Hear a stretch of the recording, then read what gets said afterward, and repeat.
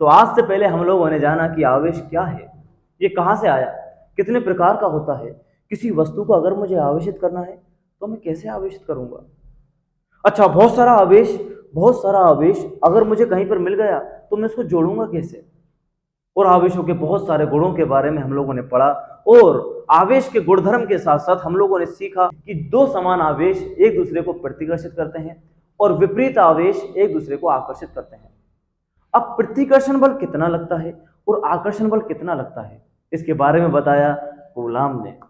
Yes my dear friends, एक बार फिर से हम आपका स्वागत करते हैं। मैं हूं आमिर और हम शुरू करने वाले हैं आज से कूलाम का नियम। इस वीडियो के अंदर कूलाम का नियम कंप्लीटली पढ़ लिया जाएगा। दूसरी बात, क्वेश्चंस कैसे कैसे बन सकते हैं उसके बारे में डिस्कस किया जाएगा। तीसरी बात, नोट्स यही बनाने हैं आपको। चौथी बात, शुरू करते हैं। देख बेटा, देख तू खुद मुझे बता, मैं तो कुछ भी नहीं कह रहा तुझसे। मेरे बेटे, ये प्लस क्यों आवेश है, अच्छा सर ये प्लस क्यों है, और ये भी प्लस क्यों आवेश है, अच्छा सर ये भी प्लस क्यों आवेश है, क्या बात है, बहुत बढ़िया, हमें पता ही नहीं था। ओहो, ये बेटा माइनस क्यों आवेश है, अच्छा सर ये है माइनस क्यों आवेश है, ओहो बहुत अच्छे। तो मेरे बेटे मुझे ये बता कि ये प्लस है ये माइनस है, ये प्लस क्या इस माइनस को अपनी तरफ आकर्षित करेगा, बिल्कुल करेगा। ये प्लस इस माइनस को अपनी तरफ आकर्षित करेगा, अच्छा सर। और ये प्लस इस प्लस को, अबे कहाँ चला गया, एक सेकंड, बस हो गया काम, हो गया। और ये प्लस इस प्लस को प्रतिकर्षित करेगा, अच्छा। तो ये वाला प्लस इसको प्रतिकर्षित करेगा, ये इसको प्रतिकर्षित करेगा, ये वाला इसको आकर्षित करेगा, ये इसको आकर्षित करेगा, अच्छा। इसका मतलब विपरीत प्रकृति के आवेश तो आकर्षित करते हैं और समान प्रकृति के आवेश क्या करते हैं, प्रतिकर्षित करते हैं। तो यह आकर्षण बल और प्रतिकर्षण बल कितना लग रहा है, इसके बारे में किसने बताया, कूलाम ने बताया, जो आज हमें डिस्कस करना है। तो आइए शुरू करते हैं कूलाम के नियम के बारे में। कूलाम ने क्या कहा, कूलाम ने यह कहा कि मान के चलो अगर कोई दो आवेश Q1 तथा Q2, कोई दो आवेश Q1 तथा Q2 एक दूसरे से r दूरी पर स्थित हैं। कितनी दूरी पर स्थित हैं, r दूरी पर स्थित हैं। तो इनके मध्य लगने वाला बल, बेटा बल तो लगेगा, समानुपाती होता है किसके, दोनों आवेशों के परिमाण के गुणनफल के। किसका परिमाण क्या होता है, परिमाण ये होता है, यहां प्लस है या माइनस है कोई फर्क नहीं पड़ता, बस ये देखना है कि प्लस 5 कूलम है या माइनस 5 कूलम है, तो परिमाण कितना होगा, 5 कूलम। प्लस माइनस नहीं लेना, इसको बोलते हैं परिमाण। तो एक तो ये दिया इसने कि दोनों आवेशों के परिमाणों के गुणनफल के समानुपाती होता है। दूसरा क्या कहा कि लगने वाला बल व्युत्क्रमानुपाती होता है दोनों के दूरी के वर्ग के, दोनों के दूरी के वर्ग के व्युत्क्रमानुपाती होता है। ये बताया किसने भाई, कूलाम ने बताया। अच्छा सर, दो बातें उसने बता दी। अब इसको थोड़ा सा फील लो आप कि सर फील कैसे लें। बेटा फील लेना ऐसे ले ले, देख ऐसे। दो आवेश जितने ज्यादा परिमाण में ज्यादा होंगे बल उतना ही ज्यादा लगाएंगे, सीधी सी बात है। अगर दो मोटे मोटे आदमी, ये मान ले Q1 है Q2 है, ये दोनों आपस में बल लगा रहे हैं, यानी एक दूसरे से क्या कर रहे हैं, लड़ाई कर रहे हैं, लात घुसे चला रहे हैं, तो क्या इनके लात घुसे बहुत तेज चल रहे होंगे, बिल्कुल। अच्छा, और दो छोटे छोटे बच्चे हैं, एक लड़ाई इनकी हो रही है और एक लड़ाई इनकी हो रही है, बताओ किसमें ज्यादा बल लग रहा होगा, किस शरीर में ज्यादा लग रहा होगा। इनकी लड़ाई भयंकर हो रही होगी, इनकी लड़ाई छोटी सी हो रही होगी। अगर तुम्हें मौका मिले तो तुम इनको बचा लोगे, चलो इनको नहीं बचा पाओगे। समझ में आया, बात नहीं आया, अच्छा सर। और अगर इनकी मैं दूरी बढ़ाता जाऊंगा तो बल का मान कम होता जाएगा, इनको दूर कर दो बल का मान अपने आप कम हो जाएगा। तुमने देखा होगा बीच बचाव में दूर कर दिया जाता है, हटो हटो हटो हटो, क्यों, जिससे इन दोनों के मध्य लगने वाला बल क्या हो जाए, कम हो जाए। तो यही तो न्यूटन ने, ये कूलाम ने बताया, इसमें कौन सी नई बात थी, ये तो आप ही बता देते लड़ाई देख के। हाँ ये बात आप बता देते, लेकिन उसके लिए एक चीज चाहिए होती, दिमाग, कि सर वो तो हमने इस्तेमाल ही नहीं किया। आओ बेटे अब पढ़ते हैं। तो क्या पता चला, तो ये पता चला 1 और 2। तो सर इसका मतलब तो जो बल हो गया, बल समानुपाती हो गया किसके, Q1 Q2 के, और व्युत्क्रमानुपाती हो गया किसके बेटा, R स्क्वायर के। ठीक है सर। और समानुपाती का चिन्ह जब भी हम हटाते हैं तो एक नियतांक लगाते हैं, उस नियतांक को कहा जाता है K। दैट मीन्स F बराबर K Q1 Q2 बटे में R स्क्वायर, F बराबर K Q1 Q2 बटे में R स्क्वायर। अच्छा सर, दो बातें हमें समझ में आई कि बल का मान आवेश के परिमाण पर निर्भर करता है, जितने मोटे परिमाण होंगे बल उतना ज्यादा लगेगा, और जितनी दूर रखे जाएंगे बल उतना ही कम होगा, जितनी पास रखेंगे बल उतना ही ज्यादा होगा। पास रखोगे बल ज्यादा। समझ में आ रही है बात, नहीं आ रही है? लेकिन सर ये के क्या है बेटा? अब कूलाम ने सोचा यार, अगर ये दोनों आदमी जमीन पर लड़ रहे हैं, ये दोनों आदमी कहां लड़ रहे हैं? जमीन पे, तो लात घूं से तेज चलाएंगे ये। लेकिन अगर इन दोनों आदमियों को ही मैं पानी में डुबो दूं, मैं कहूं कि यार तुम पानी में लड़ लो, किस में लड़ लो बेटा? पानी के अंदर लड़ लो, तो क्या पानी के अंदर ये उतनी तेजी घूसा दे पाएंगे क्या? नहीं दे पाएंगे। पानी के अंदर इनकी जो लड़ने की क्षमता है वो थोड़ी सी कम हो जाएगी, लात घूसे चलाने की क्षमता क्या हो जाएगी? कम हो जाएगी, यानी एक दूसरे पर कम बल लगाएंगे। तो कूलाम के दिमाग में आइडिया आया कि यार ये तो माध्यम पर निर्भर करता है, दो आवेशों के मध्य लगने वाला बल किस पे निर्भर करेगा? माध्यम पे। अगर बेटा माध्यम हवा है तो बल अलग लगेगा, माध्यम अगर हवा है तो बल क्या लगेगा? अलग लगेगा। और हवा के अलावा कोई दूसरा माध्यम आ गया तो बल का मान क्या होगा? उस समय बल का मान एकदम अलग होगा। तो इन्होंने क्या बताया कि एक नियतांक है जिसका मान किस पर निर्भर करता है? माध्यम पर निर्भर करता है। अब सर माध्यम कितने हो सकते हैं बेटा? माध्यम तो बहुत हो सकते हैं, लेकिन हम लेते हैं अगर माध्यम बेटा हवा या तेरा निर्वात है। कि सर निर्वात क्या होता है? निर्वात का मतलब वहां पे हवा भी नहीं है, उसको क्या बोलते हैं? निर्वात। अगर माध्यम आपका हवा या निर्वात है तो उस टाइम के की वैल्यू बेटा इन्होंने फिक्स कर दी। कि सर कितनी कर दी? के का मान कर दिया फिक्स 1/4 पाई एप्सिलॉन जीरो। क्या बोलते हैं इसको? Epsilon zero. के बराबर 1/4 पाई एप्सिलॉन नॉट। या फिर इसको सोल्व करने के बाद आंसर आता है 9 गुणा 10 की घात 9।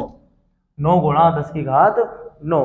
कि सर यहाँ पे एक चीज आई नई, एप्सिलॉन जीरो क्या है बेटा? एप्सिलॉन जीरो को बोलते हैं निर्वात या हवा की विद्युतशीलता। कि सर ये क्या होती है? एक मिनट रुक जाओ। निर्वात की विद्युतशीलता, निर्वात या हवा की विद्युतशीलता कहलाती है बेटा। अब एक चीज आप सोचें, 1/4 पाई एप्सिलॉन नॉट किसके बराबर आ रहा है? 9 गुणा 10 की घात 9 के। और ठीक है, 9 गुणा 10 की घात 9 के आ रहा है।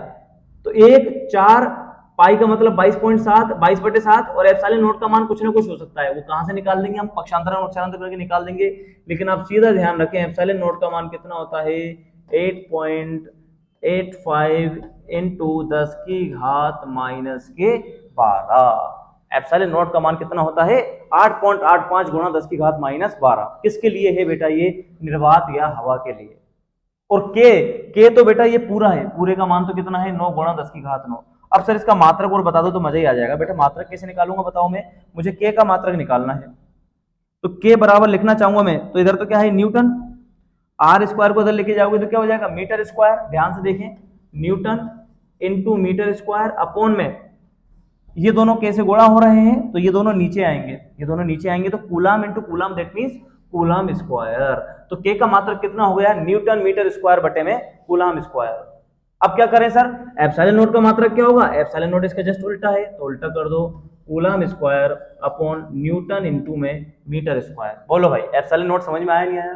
ठीक है सर। इसका मतलब अगर हवा में बल लिखना चाहें तो हवा में बल हो जाएगा एफ नॉट बराबर 1/4 पाई एप्सिलॉन नॉट। बेटे के का मान रख दिया मैंने, और Q1 Q2 बटे आर स्क्वायर। ये बल किस में हो गया? ये बल का सूत्र हो गया बेटा आपके लिए किसके अंदर? हवा के अंदर। यानी हवा में लगने वाला बल कितना होगा? के Q1 Q2 बटे आर स्क्वायर, या फिर 1/4 पाई एप्सिलॉन नॉट इंटू में Q1 Q2 बटे आर स्क्वायर। ठीक है सर, दो बातें हमें समझ में आई।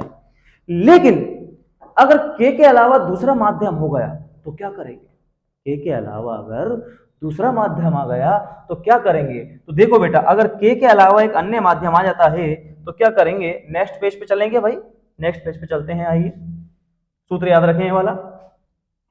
के अलावा अगर अन्य माध्यम आ गया, पहले यहां लिख देता हूं। देखो बेटा, मैं हवा में बल कितना आया बताओ? एफ नोट बराबर 1/4 pi epsilon note Q1 Q2 upon में आर स्क्वायर, Q1 Q2 बटे आर स्क्वायर। अब क्या लिखेंगे? अन्य माध्यम के लिए, अन्य माध्यम के लिए, अन्य माध्यम के लिए की बात करते हैं। अच्छा सर, अन्य माध्यम के लिए बताओ। तो बल लिखूंगा अगर मैं माध्यम के लिए, तो माध्यम में बल कितना हो जाएगा बताओ, एफ एम के सर माध्यम में बल बराबर 1/4 पाई एप्सिलॉन नॉट, सूत्र एज इट इज लिख रहा हूं, Q1 Q2 बटे आर स्क्वायर। थोड़ा सा एप्सिलॉन के बारे में समझते हैं, इधर आइए कोने में, F बराबर बोलो सूत्र कितना आया, 1/4 pi epsilon not Q1 Q2 upon में आर स्क्वायर। अगर बेटा मान ले तो तेरी सारी चीज नियत है, सारी चीज क्या है तेरी, ये सारी चीज नियतांक है, तो बताओ बल का मान किसके व्युत्क्रमानुपाती हो गया, एप्सिलॉन के। मतलब एप्सिलॉन का मान जितना ज्यादा होगा बल का मान उतना ही कम होगा। अब मुझे एक बात बताओ, बल का मान सबसे ज्यादा कब लगेगा, जब माध्यम क्या होगा, हवा होगी। अरे हवा में सबसे ज्यादा बल लग सकता है, हवा या निर्वात में। हवा या निर्वात के अलावा अगर दोनों आवेशों के मध्य आप कोई दूसरा माध्यम रख दोगे तो बल का मान क्या होगा, कम होगा। अच्छा सर, बल का मान कम होगा मतलब नीचे वाला नंबर बढ़ेगा, नीचे वाला नंबर क्या होगा, बढ़ेगा। तो सर आप अन्य माध्यम के लिए बात कर रहे हो, मतलब नीचे वाला नंबर बढ़ेगा, तो नीचे वाला नंबर बढ़ाने के लिए हम किससे और गुणा कर देते हैं इसको, एप्सिलॉन आर से। और एप्सिलॉन आर को बोला जाता है बेटा परावैद्युतांक। एप्सिलॉन आर को क्या बोला जाता है, परावैद्युतांक। एप्सिलॉन आर क्या कहलाएगा आपका, एप्सिलॉन आर आपका कहलाता है, एप्सिलॉन आर कहलाता है परावैद्युतांक या फिर आपेक्षिक विद्युतशीलता। ये बेटा इंपॉर्टेंट है एग्जाम्स के लिए, परावैद्युतांक किसे कहते हैं। आइए परिभाषा पे आते हैं, एक मिनट। मुझे एक बात आप बताएं कि सर आपने ना यहाँ पे एयर के लिए नोट लिखा, यहाँ पे भी एप्सिलॉन नोट लिख दिया, तो आप ऐसा क्यों नहीं कर रहे कि सर, कैसा नहीं कर रहे कि आप ऐसा क्यों नहीं कर रहे कि यहाँ पे आपने एम लिखा है तो आप इस पूरे की जगह केवल और केवल क्या लिख देते, ई एम लिख देते, तो हमें सूत्र याद करने में आसानी हो जाती। तो बेटा ये ई एम ही है, ये क्या है, ये है ई एम ही है, ई एम ही है मतलब, अरे कि सर ये ई एम ही है, हाँ, ई एम बराबर ई नोट इंटू में ई आर। तो सर ई आर कितना हो गया कि सर ई आर हो गया ई एम अपॉन ई नोट, ई आर कितना हो गया, ई एम अपॉन ई नोट। तो सर ई आर तो ये है परावैद्युतांक। अच्छा परावैद्युतांक है तो इसकी परिभाषा दे सकते हो क्या, बिल्कुल दे सकते हो। कैसे दे सकते हो, ई एम क्या है बताओ, ई एम हो गई माध्यम की विद्युतशीलता, माध्यम की विद्युतशीलता, या फिर एक काम कर लो, हाँ ठीक है, माध्यम की विद्युतशीलता बटे में एप्सिलॉन नोट क्या होगी बताओ, निर्वात या हवा की विद्युतशीलता। और जब भी कोई भी चीज डिवाइड होती है या फिर बटे में लिखी जाती है अंश और हर में, तो इसको बोलते हैं अनुपात। यानी परावैद्युतांक किसे कहते हैं, एप्सिलॉन एम का मतलब माध्यम की विद्युतशीलता तथा एप्सिलॉन नोट का मतलब निर्वात की विद्युतशीलता। तो माध्यम की विद्युतशीलता तथा निर्वात की विद्युतशीलता के अनुपात को एप्सिलॉन आर या परावैद्युतांक या आपेक्षिक विद्युतशीलता कहते हैं। क्लियर है ये वाली बात, एप्सिलॉन आर भाई क्लियर हो जाना चाहिए आपका, एप्सिलॉन आर क्या है, क्लियर, एप्सिलॉन आर ये है। दूसरा सवाल जो बनता है इसके अंदर ये आया है कि भाई एप्सिलॉन आर का मात्रक बताइए। तो बेटा इंपोर्टेंट नोट कर लें इसको बहुत बढ़िया तरीके से, एप्सिलॉन आर कैसा होता है, मात्रकहीन होता है। एप्सिलॉन आर कैसा होता है, मात्रकहीन होता है। क्यों होता है, क्योंकि इसका ऊपर कुछ ना कुछ मात्रक आएगा, coulomb square into newton metre square, नीचे भी वही मात्रक आएगा, मात्रक से मात्रक कट जाएगा, तो इसका कोई भी मात्रक नहीं होता। समझ में आगे नहीं आ गया, एप्सिलॉन आर का कोई भी मात्रक नहीं होता। अब दो क्वेश्चन जो आपके बोर्ड में बनते हैं वो याद रखना कि सर क्या क्या क्वेश्चन हैं। नंबर 1, एप्सिलॉन आर का मान जो है वो बेटा 1 होता है, किसके लिए, हवा या निर्वात के लिए, हवा या निर्वात, दोनों में थोड़ा सा अंतर है ना, 1.00059 के आसपास है इसमें, तो एक ही मानेंगे। एप्सिलॉन आर का मान हवा या निर्वात के लिए कितना होता है, 1 होता है, और एप्सिलॉन आर का मान अनंत होता है किसके लिए बेटा, चालकों के लिए। चालकों के लिए कितना होता है, अनंत होता है। बोर्ड में सवाल आ चुका है ये वाला, चालकों के लिए एप्सिलॉन आर का मान कितना होता है बताओ, अनंत होता है। मैंने क्या बताया कि जो बल का मान है वो व्युत्क्रमानुपाती है, बताओ किसके, एप्सिलॉन के। तो एप्सिलॉन का सबसे न्यूनतम मान कितना होता है, 1 होता है। अरे एप्सिलॉन आर का न्यूनतम मान कितना होता है, 1 होता है। तो क्या बल का मान अधिक होगा नहीं होगा बताओ, बल का मान सबसे अधिक, तो क्वेश्चन यही बनता है, बल का मान सबसे अधिक कब लगता है, बल का मान सबसे अधिक कब लगेगा बताओ, जब दोनों आवेशों के मध्य माध्यम क्या रख दिया जाए, हवा रख दी जाए या निर्वात रख दिया जाए।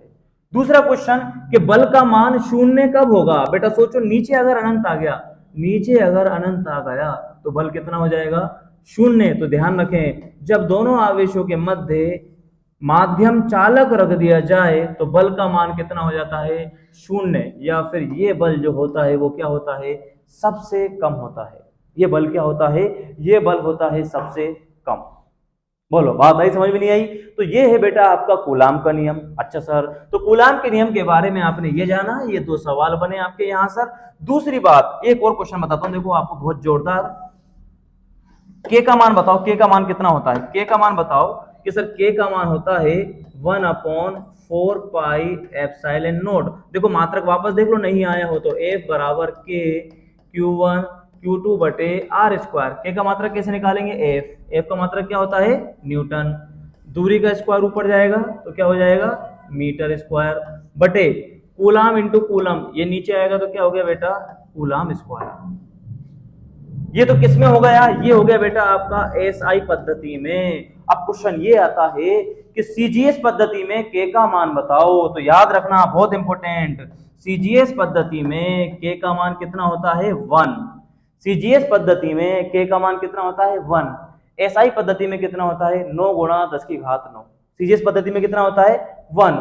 तो सीजीएस में न्यूटन का क्या हो जाता है, कि सर न्यूटन का हो जाता है डायन, मीटर का हो जाता है सेंटीमीटर का स्क्वायर, बटे कूलाम का हो जाता है बेटा स्टेट कूलाम। कि सर ये कैसे हो रहे हैं, स्टेट कूलाम का स्क्वायर।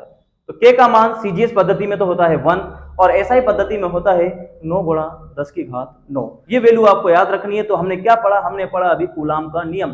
कूलाम के नियम की सहायता से हम दो आवेशों के मध्य बल का मान ज्ञात कर सकते हैं। क्या होता है, दो आवेशों के मध्य लगने वाला बल, दो आवेशों के मध्य लगने वाला बल समानुपाती होता है दोनों आवेशों के परिमाण के गुणनफल के, व्युत्क्रमानुपाती होता है दोनों आवेशों की दूरी के वर्ग के। तो बना के ये लिखा, ये पूरा प्रोसेस, आप ये पूरा प्रोसेस क्लियर हो जाना चाहिए। तो ये होता है बेटा आपका कूलाम का नियम। ठीक है, अब पढ़ते हैं हम नेक्स्ट कूलाम के नियम का सदिश रूप। कि सर ये क्यों पढ़ा रहे हो मेरे बेटे, बल बताओ कौन सी राशि है, सदिश राशि है क्या नहीं है, बिल्कुल है, पढ़ लो। तो देखो बेटा कूलाम के नियम का सदिश रूप क्या कहता है। अब जो अभी हमने पढ़ा ना उसको केवल और केवल सदिश रूप में लिखना है, वो बहुत आसान है। देखो कैसे, पलक झपकते ही हो जाएगा बिल्कुल हल।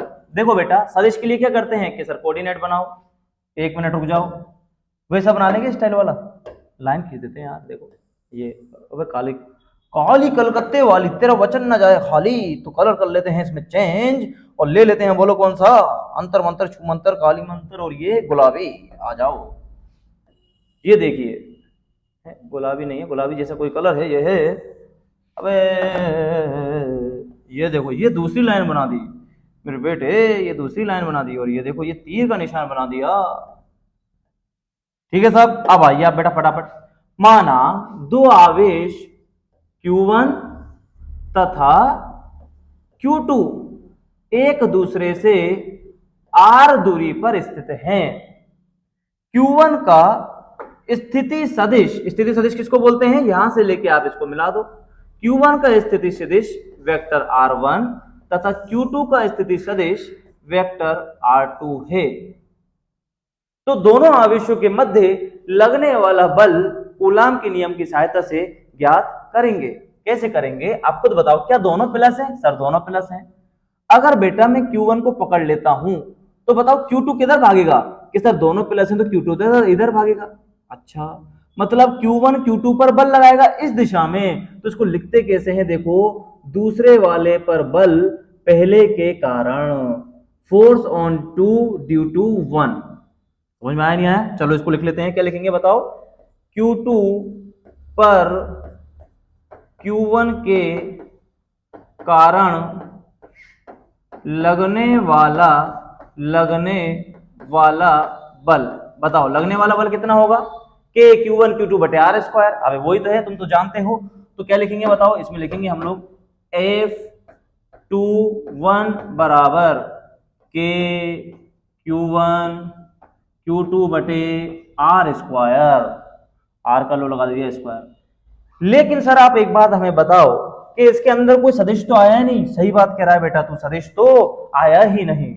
इसलिए वेक्टर फॉर्म के लिए अपन एक काम करते हैं, इकाई सदिश का उपयोग कर सकते हैं कि किस तरीके से, कि दिशा है भाई कि कैसे कर सकते हैं, R21 कैप, 21 है तो मैंने क्या लगा दिया, 21 की तरफ कैप लगा दिया। तो सर परिमाण भी आप ऐसे लिख सकते हो, R21 सदिश और इसका क्या कर दो बेटा, स्क्वायर कर दो। इसका क्या करते हैं आप, इसका स्क्वायर, ये परिमाण कहलाता है। परिमाण को ऐसे लिखते हैं, ये इकाई दिशा हो गई, इकाई सदिश। सेम इसी तरह मैं लिखूंगा Q1 पर Q2 के कारण लगने वाला बल। अब बताओ Q2 Q1 पर किधर बल लगाएगा, कैसा, इस दिशा में लगाएगा, कितना लगेगा बताओ, F12। अरे R तो दोनों के लिए सेम है कि नहीं है, लेकिन इस बार दिशा किधर हो जाएगी बताओ, 12, यानी R12 कैप ले लेते हैं। इसके लिए क्या ले लेते हैं, R12 कैप। तो क्या लिखूंगा मैं, Q1 पर Q2 के कारण लगने वाला बल, लगने वाला बल बोलो क्या होगा, force on one due to two. तो कितना होता है कि sir K Q1 Q2 upon, नीचे बताओ क्या लिखेंगे इस बार दिशा, पिछली बार R21 थी, इस बार क्या ले लेते हैं, R12 का स्क्वायर इनटू में R12 कैप। अब देखिए बेटा आप एक चीज, क्या ये वाली दूरी तो बराबर है कि नहीं है, ये वाली दूरी तो बराबर है। इसका मतलब सर आप ये कह रहे हो कि R बराबर है R12 के परिमाण के बराबर R21 के परिमाण के। अगर ये दूरी 5 है तो 1 से 2 की तरफ फोर्स लगाएगा तो भी ये 5 रहेगी, और 2 अगर 1 को फोर्स लगाएगा तो भी ये दूरी कितनी रहेगी, 5 रहेगी। लेकिन सर दिशा तो दोनों की अलग अलग है, बिल्कुल दिशा दोनों की अलग अलग है। तो मैं ऐसे लिख देता हूं इसको, R21 के बराबर है माइनस किसके, R12 कैप के। बिल्कुल लो इस तरीके से लिख दी। अच्छा, अब आप समीकरण नंबर 1 और समीकरण नंबर 2 की अगर तुलना करते हो तो आप यह पाते हो कि ये वाला पोर्शन जो है, ये पोर्शन तो दोनों के अंदर सेम है। कि सर सेम क्यों है, यहाँ तो 1 2 है और यहाँ कितना है 2 1, तो मेरे बेटे दोनों बराबर हैं। अच्छा बराबर है, लेकिन सर कैप में तो अंतर है, कैप में तो क्या है, अंतर है।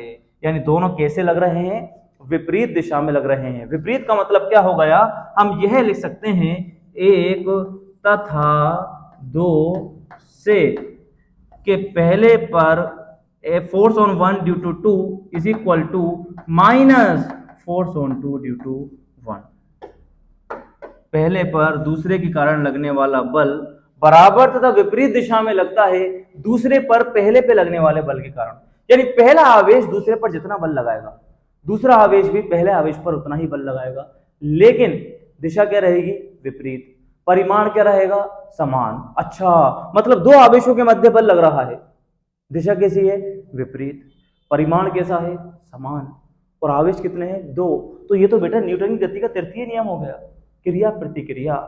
ये तो कौन सा नियम हो गया, ये तो न्यूटन की गति का कौन सा नियम हो गया बताओ, तीसरा नियम हो गया, थर्ड लॉ। न्यूटन की गति का तृतीय नियम क्या कहता है, दो वस्तुओं के मध्य बल लगता है, परिमाण में समान तथा प्रकृति में विपरीत होता है। इसका मतलब यह हुआ कि कूलाम का नियम न्यूटन की गति के तृतीय नियम का पालन करता है। कूलाम का नियम न्यूटन की गति के तृतीय नियम का पालन करता है, सिद्ध करो। तो इसका मतलब क्या पूछा है उसने पूछा है कूलाम के नियम का सदिश रूप। समझ में आई बात, नहीं आई, कूलाम के नियम का सदिश रूप। तो अगला टॉपिक है हमारे पास कूलाम के नियम के महत्वपूर्ण तथ्य। कि सर महत्वपूर्ण तथ्य का मतलब क्या है, पहली बात, कूलाम का नियम किसके लिए लागू होता है बेटा, स्थिर बिंदु आवेशों के लिए ही लागू होता है। स्थिर होना चाहिए आवेश, और दूसरा कैसा होना चाहिए, बिंदु आवेश। अब राइटिंग कितनी गंदी आ रही है,